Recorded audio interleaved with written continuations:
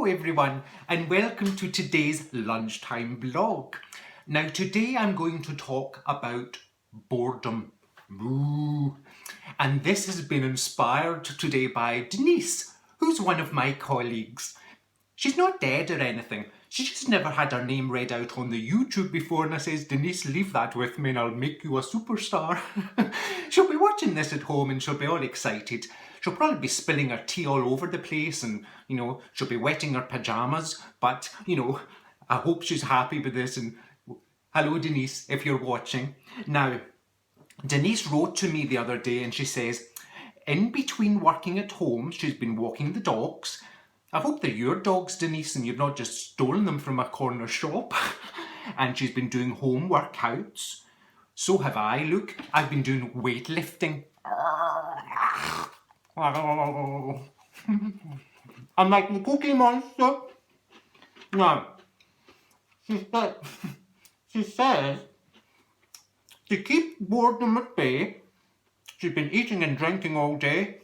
She sounds like a bit of a goer, doesn't she, Denise? Oh, I've just spat my biscuit out there. But it's alright, I got it. My trousers are clean. I'm just going to finish the rest of my biscuit here. Digestives from McVitie's. Now, I quite like these. I'm actually choking here on my digestive. You don't know. Oh, no, I'm going to have to start this again now. Why is somebody phoning me? Excuse me just a second. I'll try and get rid of them and I'll be back with you. Hold on. Somebody phoning me during my vlog. Hello? Hello, my name is Rachel and I'm calling from Allstate Helpline. Yes? I've been informed you've been involved in a car accident that wasn't your fault, is that right? Oh, yes. That was me. And can you confirm for me if you were hurt at all in the accident? Oh, look, I'm very sorry, but I'm actually right in the middle of filming my blog at the moment. Sorry, can you repeat that for me? My lunchtime coronavirus working at home vlog on the YouTube. Sorry, can you confirm for me if you were hurt in the accident you were involved in? I am not listening to what I'm saying to you. Were you in an accident or not? Yes, I died. Oh, now, boredom. The point of boredom is that you can maybe, as a lack of motivation, or if you're maybe just lazy, or if you want to just lie at home, lying on the sofa, eating a family-sized bag of hula hoops and watching like a box set of Absolutely Fabulous. Now, I've put together some ideas for... I'm still choking on... I'm still choking on this digestive biscuit. You'll need to excuse me 1 second. I just need to have some water. Oh, between that and my car accident, what a morning. Oh yes, that's much better. The moral of this story is never eat when trying to film a YouTube video. Now, some handy tips for keeping boredom at bay. Here we go. Now I've written them all down. So the first thing is socialising. So you want to get out there and meet your friends and meet new friends. And you could do this by, say, going to the pub or going to a bar or a discotheque and wear a little headband on your head like Olivia Newton-John. You could also go to the theatre or to the cinema, or what else can you do? Or you could go to the football, and you could, you could do things like that. But alternatively, you could just stay in your house for 3 weeks and eat a big family-sized bag of hula hoops and watch the box set of Absolutely Fabulous. There's not really much choice at the moment, is there? Now, what else could we do? Oh yes, some mental stimulation. You could read a book, and if you can't read, then just look at the pictures. Look at the pictures. And if your book doesn't have any pictures, then, well, just look at the cover, or look at the little barcode at the back, and you could memorise that, couldn't you? You could memorise the barcode, and then when you come back to work in 6 months' time. You could rhyme all off your barcodes to your colleagues and they'll be very impressed. It'll be like the generation game. Remember that? Life is the name of the game and you wanna play the game with me. I love the generation game. God rest Bruce Forsyth, wherever you may be.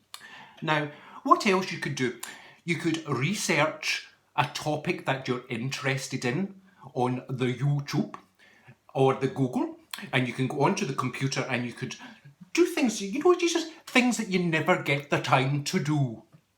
You could, what else could you do? You could study zoology or ancient Egyptians or the husbands of Elizabeth Taylor. And she's had about 14, so that could keep you quite busy, actually. You could spend the 3 weeks just doing that. What else could you do? I know. You could look into why the BBC cancelled El Dorado. Do you remember El Dorado? Remember, hello Marcus? Oh, Marcus. Oh, it was hysterical. I laughed every time I watched it. I don't think it was supposed to be funny, but I thought it was hysterical. What else can we do? Oh yes, you could explore your creative talents by writing a short children's storybook and sharing it with small people in your family. Not outside the house, only inside the house, only the small people in the house. Don't go out. Now, you could be the next KJ Rowling or the next David Williams. Hello, I'm a lady. Or you could even be the next Beatrix Potter. You know, who wrote Roger Rabbit. You could be her. So what else can you do? Oh yes, I like this one. I've done this myself. You could take photographs of your kitchen utensils and then you could post them online and pretend that you're a small franchise of IKEA. I mean, it's only for the banter, isn't it? What else can we do? Yes, you could draw your curtains of an evening and you could make your living space lovely and warm and cosy and lovely subdued shades. That is very creative. Oh, you like doing that. What else can you do? You could watch a British soap opera like Coronation Street or Emmerdale or EastEnders, and watch them and enjoy them now because, well, they'll be stopping airing soon because of the coronavirus situation. Or, now, here's something for the more active. You could switch off your computer or your television and you could get outside and you could maybe stand on your front doorstep and just stay there for 3 weeks. Don't go any further.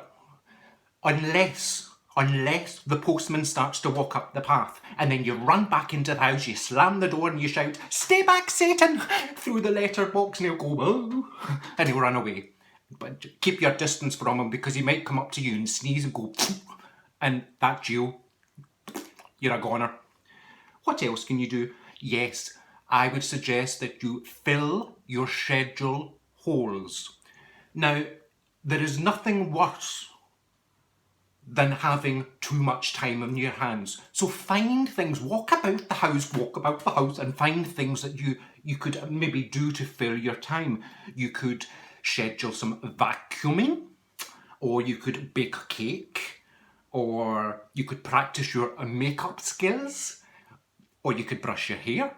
Just as simple a thing as brushing your hair. And the length of time that will take will depend on the length of your hair. What else can you do? You could meditate. Don't confuse that with medicate, or you'll run into huge problems. Huge. And finally, my favourite thing to do during this situation that we are in. You can, look at me, I'm sweating. This is because I've got a jumper on and I very stupidly put my heating on just before I started filming. Now it's like the Bahamas.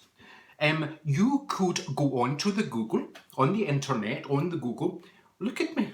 You could go onto the Google and you could look at holiday brochures online and look at all the lovely places that you could visit if you weren't locked in your houses for 3 weeks like prisoner cell block H. Now, that's all I've got for you today. I'll be back tomorrow with well, it's going to be my last vlog of the week tomorrow because most of us will be having a rest day on Friday. Thank you very much, Sir Jim. So yes, I'll be resting on Friday. So there's no vlog on Friday, but you're in for a treat tomorrow. I'm not giving anything away, but let's just say it's a showstopper. Okay, well, I hope I've given you some brain-busting ideas to think about, and I'll see you tomorrow lunchtime. Okay then, everyone. Bye-bye for now. Bye-bye. Take care.